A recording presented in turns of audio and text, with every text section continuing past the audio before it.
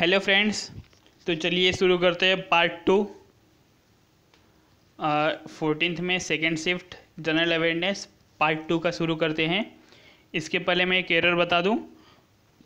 Part 1 में मैंने 124 का आंसर देहरादून बताया है, हिमालय फॉरेस्ट रिसर्च सेंटर मैंने उसका आंसर देहरादून बताया, वह आंसर गलत है।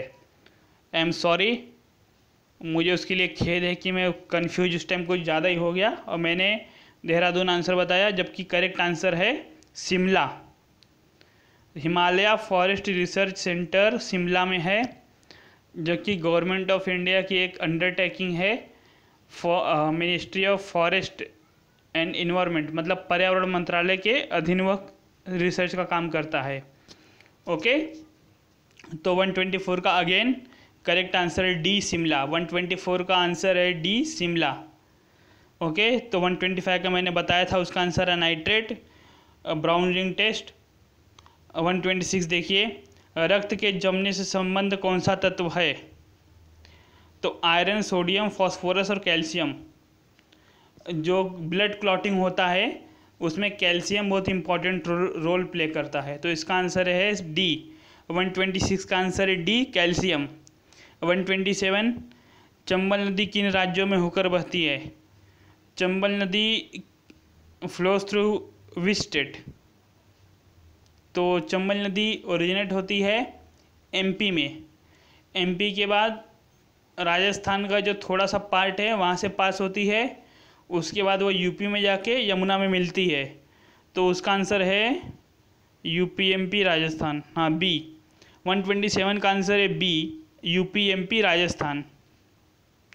128 देखिए, a hinge door is example of. कब्जेदार दरवाज़ा किसका उदाहरण है? First lever, third lever, cantilever, second order liver.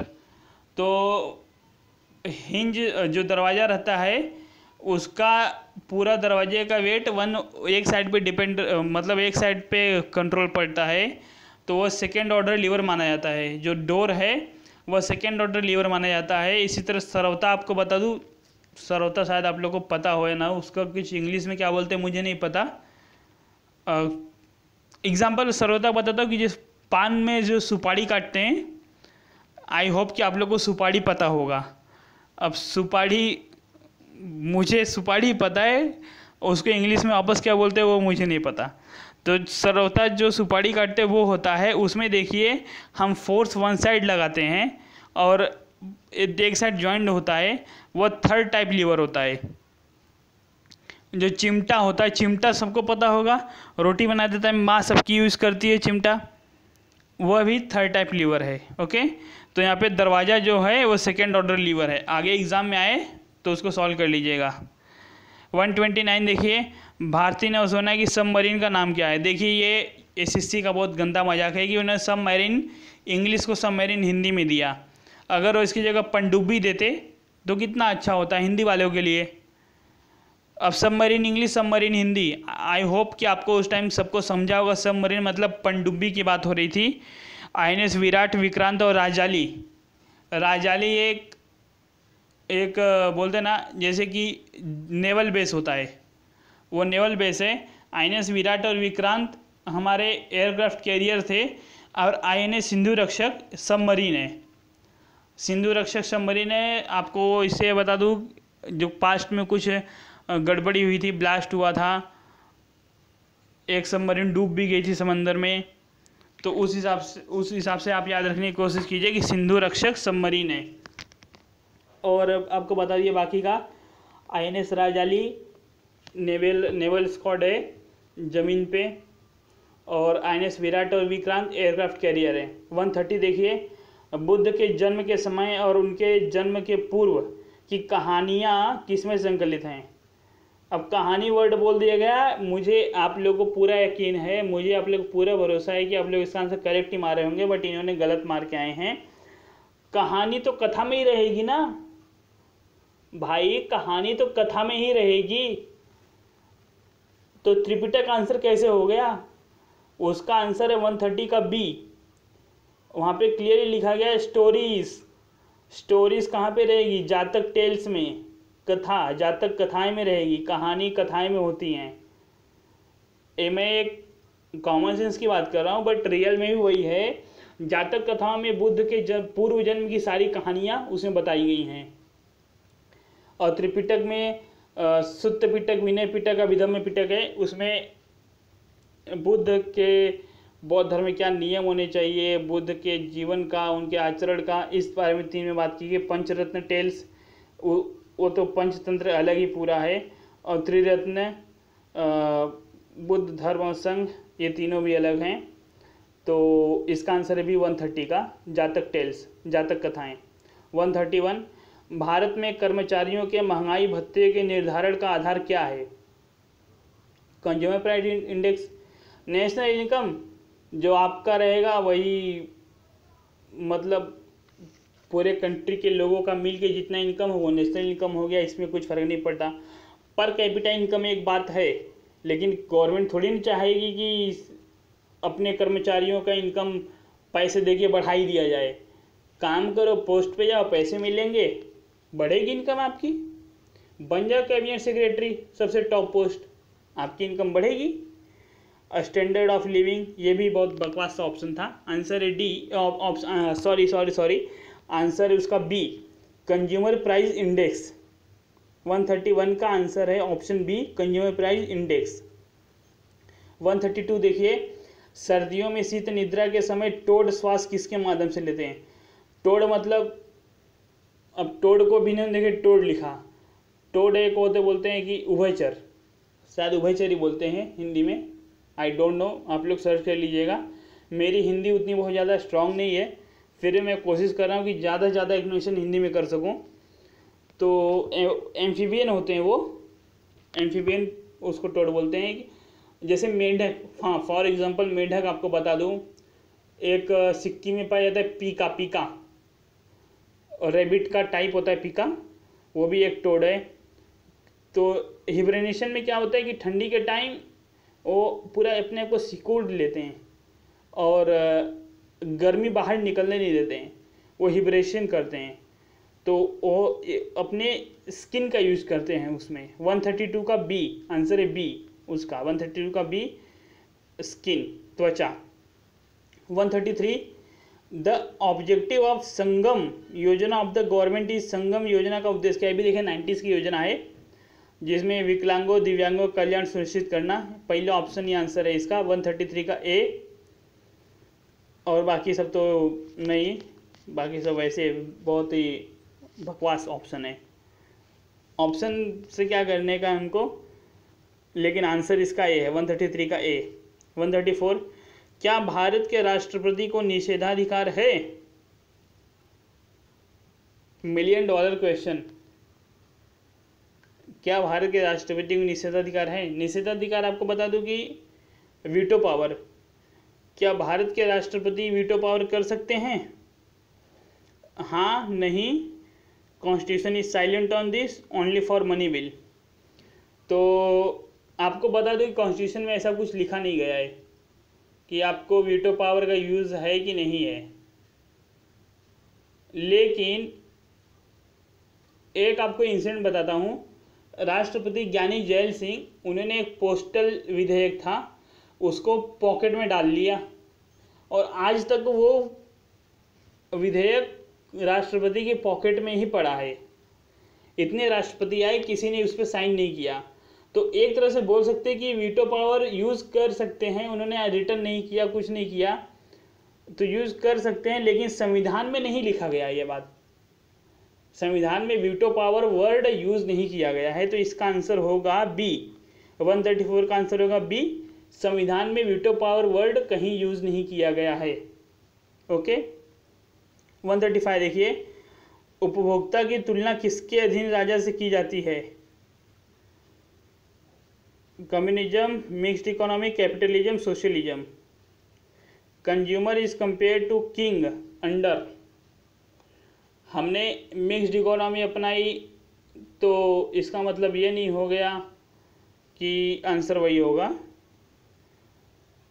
Communism में और सोशलिज्म में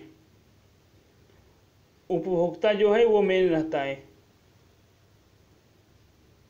तो इसका आंसर कम्युनिज्म तो नहीं हो सकता।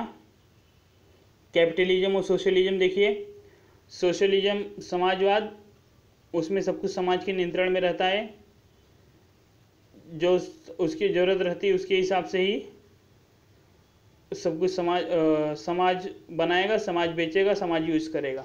ओके। कैपिटलिज्म, अगर इतने कैपिटलिस्ट लोग हैं पब्लिक माल खरीदना बंद कर दे तब क्या होगा? एग्जांपल बताता हूँ, रिलायंस जियो, उसने इतने सारे प्लान निकाले, सिम कार्ड निकाले, पब्लिक अगर ना कर देती, रिलायंस जियो कैपिटलिज्म ही है ना, प्राइवेट, अगर पब्लिक मना कर दे तुमको खरीदना ही नहीं है, तुम कुछ भी निकाल लो, तब क्या करता रिलायंस? कुछ कर सकता था? नहीं। तो आंसर इसका है कैपिटलिज्म। कैपिटलिज्म में उपभोक्ता की तुलना राजा से की जाती है। 136 देखिए, द टर्म रिनेसेंस, पुनर्जागरण मतलब धर्म सुधार, golden age, dark age, reforms नहीं। 136 का आंसर है बी, धर्म सुधार। 137 देखिए, किस टाइप का कार्य विश्लेषणात्मक इंजन निष्पादन करता है? Analytical engine. आपको बता दूं एनालिटिकल इंजन है क्या? जब चार्ल्स बाबेज कंप्यूटर बना रहे थे तो उस टाइम उन्होंने एक मशीन बनाई थी, उसको एनालिटिकल इंजन बोला गया था। हम उसको कैलकुलेटर अपना बोल सकते हैं। कैलकुलेटर उन्होंने, मतलब कैलकुलेटर नहीं था, एक मशीन था, उसको उन्होंने कैलकुलेटर बोला था। वह एक एनालिटिकल इंजन था। तो वो कौन कौन से काम करता था? लॉजिकल फंक्शन, अरिथमेटिक, कंट्रोल, ये 3 काम करता था वो। और देखिए इन्होंने 3 के 3 ऑप्शन दिए, चौथा भी ऑप्शन रिलेशन नहीं है, ये 3 हैं, ABC। SSC को तीनों तो देना चाहिए, लेकिन अगर मोस्ट प्रिसाइज आंसर बोलेंगे, सबसे एकदम प्रिसाइज, एकदम बोलते सुई की नोक जैसा आंसर, तो arithmetic function. Analytical engine arithmetic function करता था। मैंने आपको बताया कैलकुलेटर टाइप था, वो अरिथमेटिक कैलकुलेशन प्लस माइनस जो भी था उस टाइम करता था वो। 137 का आंसर बी, अगर होएगा तो बी, नहीं तो ABC तीनों। ओके। 138 देखिए, निम्नलिखित में से कौन सा देश स्थल रूप देश है? Land lock country, Russia. Russia Baltic Sea में, ब्लैक सी में उसका किनारा बनता है। इंडिया, सबको पता है, हमारे तो इतने बड़े समंदर है, पूरा इंडियन ओशियन ही हमारे नाम से जाना जाता है। चाइना, चाइना का भी बहुत सारा है, साउथ चाइना, नॉर्थ चाइना से बहुत से सारे उसके हैं। ऑस्ट्रिया, ऑस्ट्रिया का वो लैंडलॉक कंट्री है, उसका किसी समुद्र से जुड़ा हुआ वो नहीं है, नदियों से जुड़ा हुआ है लेकिन समंदर से जुड़ा हुआ ऑस्ट्रिया नहीं है। ऑस्ट्रिया यूरोप में है। ऑस्ट्रिया को ऑस्ट्रेलिया मत समझना, ऑस्ट्रिया और ऑस्ट्रेलिया दोनों अलग अलग हैं। तो 138 का आंसर है बी, ऑस्ट्रिया, इसकी राजधानी Vienna. 139, area which support the economy and export trade of sea port is called economic zone, export basin, umland, hinterland. तो देखिए इसका आंसर होगा एक्सपोर्ट बेसिन, बी। ऐसे एक्सपोर्ट बेसिन में 2 आप बताइए, सोचिए 2, एक है इजिप्ट का स्वेज वाला, दूसरा एक पनामा वाला, नॉर्थ साउथ अमेरिका के बीच में पनामा वाला, एक अफ्रीका और एशिया के बीच में या फिर यूरोप के बीच में आप बोल सकते हैं। इजिप्ट के जो बीच में पड़ता है, अटलांटिक और मेडिटेरियन, अटलांटिक और रेड सी को जोड़ता है स्वेज नहर, वो उसको बोलते हैं एक्सपोर्ट बेसिन। इकोनॉमिक जोन अगर समंदर किनारे है तो इकोनॉमिक जोन, लेकिन जरूरी नहीं इकोनॉमिक जोन समंदर किनारे ही हो। अभी सेज, नोएडा में भी सेज है, नोएडा समंदर किनारे तो नहीं है, फिर वो तो गलत हो गया। और हिंटरलैंड देखिए हो ही नहीं सकता। हिंटरलैंड वो कि जो कि अंदरूनी भाग में हो और जुड़ा हो, यहाँ पे तो समुद्री बंदरगाह की बात की गई है, एक्सपोर्ट ट्रेड, सी पोर्ट, इस तरह की बात की गई है। 139 का आंसर है बी। 140 देखिए, मुद्रास्फीति की स्थिति में निम्नलिखित में से कौन सा कथन किसी देश के संबंध में गलत है? In an inflationary situation which of the following statement is false for a country? Cost of living, profit rise faster than wages, value of money falls, country export become more competitive. अगर मुद्रास्फीति बढ़ती है तो इसमें से कौन सा गलत होता है? कॉस्ट ऑफ लिविंग बढ़ जाता है, जी हाँ बढ़ता है, महंगाई बढ़ जाती है, वही तो है। Profit rises faster than wages, ये थोड़ा गलत लग रहा है कि जरूरी नहीं है कि प्रॉफिट बढ़े, मुद्रास्फीति में मजदूरी भी बढ़ेगी, हो सकता है प्रॉफिट कम होते जाए। Value of money falls, money का कीमत बढ़ जाती है, तभी तो हमारा एक्सपोर्ट रुक जाता है ना मुद्रास्फीति में, तभी तो देश मुद्रास्फीति के टाइम डिवैल्यूएशन करते हैं कि अपनी करेंसी का दाम कम कर देते हैं जिससे हमारा एक्सपोर्ट बढ़े। Countries export become more competitive, वो तो डिवैल्यूएशन में होता है, जब मुद्रास्फीति की वजह से हम अपना डिवैल्यूएशन करते हैं, मनी का दाम कम कर देते हैं, तब हमारा एक्सपोर्ट बढ़ता है। तो इसका आंसर है बी, 140 का बी। 141 देखिए, ब्याज दर के संबंध में निम्नलिखित में से कौन सा कथन सही है? इंटरेस्ट रेट में B zero, rate of interest increases with economic growth. A और बी दोनों गलत है, जीरो ही है तो इंटरेस्ट रेट कैसा? और अगर इकोनॉमिक ग्रोथ के साथ इंटरेस्ट रेट बढ़ेगा तो आपके यहाँ पे आएगा कौन? इंटरेस्ट रेट हमेशा प्रोग्रेसिव और रिग्रेसिव दोनों भी होता है, लेकिन मोस्टली लोग सोचते हैं कि रिग्रेसिव ही रहे, प्रोग्रेसिव ना रहे। ये देखिए, इनकम टैक्स में प्रोग्रेसिव अपना इंटरेस्ट रेट होता है, लेकिन जब मार्केट लगाना हो, कंपनी लगाना हो, तो वहाँ पे रिग्रेसिव होता है कि मतलब आप जितना इन्वेस्टमेंट कम करेंगे आपको उतना कम टैक्स देना पड़ेगा। ओके, और छोटे इन्वेस्टर को फ़ायदा बढ़ाने के लिए अलग अलग स्कीम चालू कर दी जाती है कि आप इतने पैसे लेके आपको कम इंटरेस्ट लगेगा, हम आपको बहुत सारी सुविधाएं देंगे। इस तरह भारत में भी चालू है make in India programme.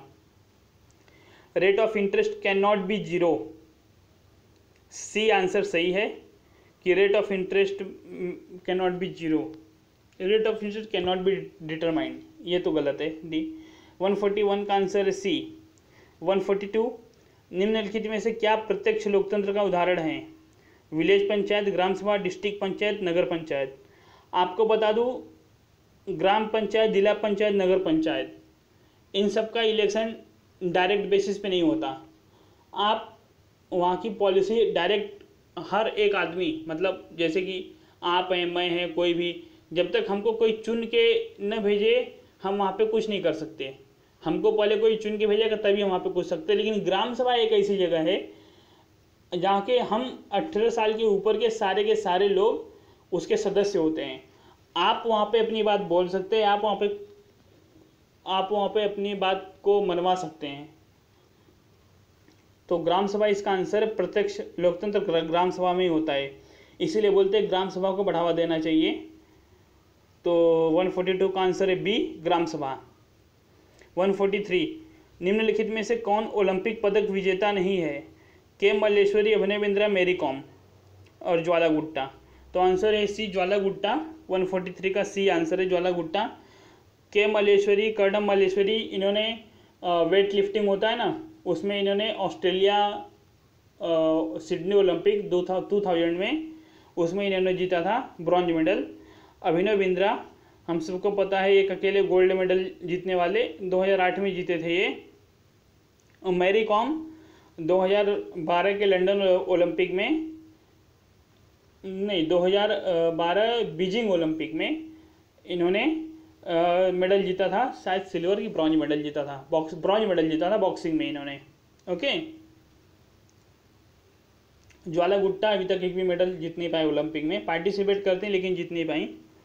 144, water stomata present in ventral surface of leaf, leaf margin, veins, dorsal surface of leaf.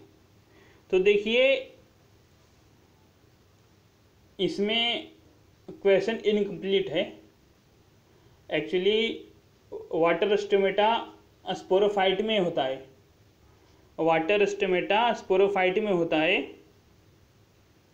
और अगर थोड़ा लूज करे क्वेश्चन को कि मतलब स्कोप दे, ये भी आंसर हो सकता है वो भी हो सकता है, तो वेंट्रल सरफेस ऑफ लीफ, जैसे देखिए मोनोकोटिलेडोन डाइकोटिलेडोन दो होते हैं, तो डाइकोटिलेडोन में यहाँ पे होता है वेंट्रल सरफेस पे, सॉरी डोर्सल सरफेस पे, लेकिन ज़्यादातर के जो प्लांट लीफ होते हैं उसमें वेंट्रल सरफेस पे इसका वाटर स्टोमेटा पाया जाता है। तो आंसर ए पॉसिबल है, आंसर ए, लेकिन मैं कह सकता है कि ये क्वेश्चन कैंसिल हो जाए, क्योंकि इसका आंसर अगर देखा जाए तो स्पोरोफाइट आंसर होगा, जो कि ऑप्शन में ही नहीं है।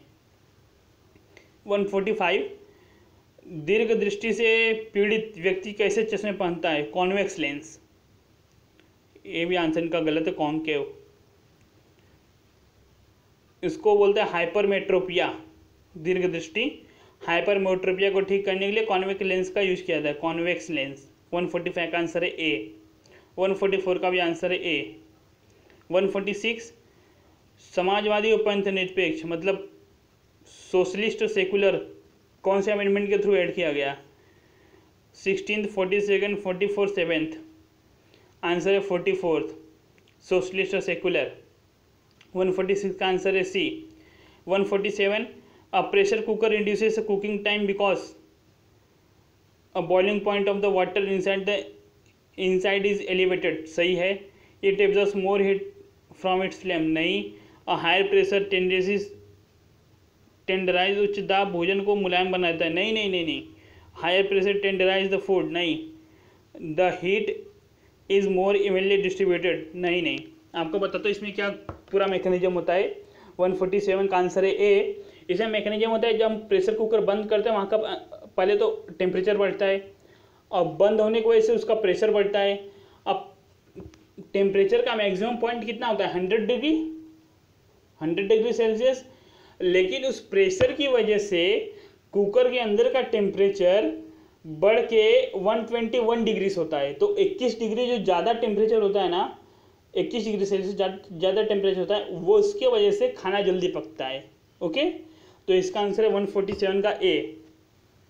148 देखिए, उस कंप्यूटर को क्या कहते हैं जो प्रक्रियाओं की प्रतिक्रिया रखता है और शीघ्र ही अनुरोध भेजता है? A computer that keeps copies of responses and recent request is known as. तो उसका आंसर है proxy server. Computer science question, ये प्रॉक्सी सर्वर इसको बोलते हैं। आप अगर TCP/IP अगर आप पढ़े रहेंगे तो फिर आई होप नहीं, मुझे ज़्यादातर पता है कि TCP/IP के बारे में शायद ना पता हो, लेकिन इसका आंसर 148 का बी, प्रॉक्सी सर्वर। आंसर है बी, प्रॉक्सी सर्वर। और ऐसे क्वेश्चन अगर ना पता हो तो छोड़ देना ज़्यादा बेहतर रहता है अटेम्प्ट करने से। इन्होंने शायद पढ़ा था इसलिए प्रॉक्सी सर्वर अटेम्प्ट किया। वन्य जीवों संरक्षण के आरक्षित क्षेत्र को क्या कहते हैं? An area reserve for protection of wild life is called. ये देखिए UPSC का क्वेश्चन है, शायद ये 2013 प्री में पूछा गया क्वेश्चन है। ये UPSC प्री में 2013 में पूछा गया था। UPSC प्री में एक क्वेश्चन पूछा गया था, इतना मुझे याद है। और इसका आंसर है बी, नेशनल पार्क। आपको बताता हूँ कैसे। सेंचुरी, वाइल्ड लाइफ सेंचुरी, हम वहाँ पे बाहर से लाके संरक्षित करते हैं, जबकि क्वेश्चन में ऐसा बोला नहीं गया है। रिजर्व फॉरेस्ट जंगल संरक्षण के लिए बना है, वन्यजीव संरक्षण उसमें नहीं। जूलॉजिकल पार्क बाहर से लाके संरक्षण करते हैं। और नेशनल पार्क में हम बस उसको प्रोटेक्टेड एरिया घोषित करते हैं और वो अपने आप पूरे कंट्रोल में आता है। नेशनल पार्क के अंदर सब कुछ संरक्षण में आता है।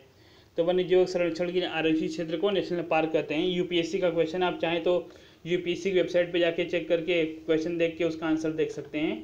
आप क्वेश्चन नंबर तो मुझे याद नहीं है, लेकिन शायद 2013 या फिर गूगल से आप सर्च कीजिए, गूगल पे मिल जाएगा। UPSC का क्वेश्चन है ये।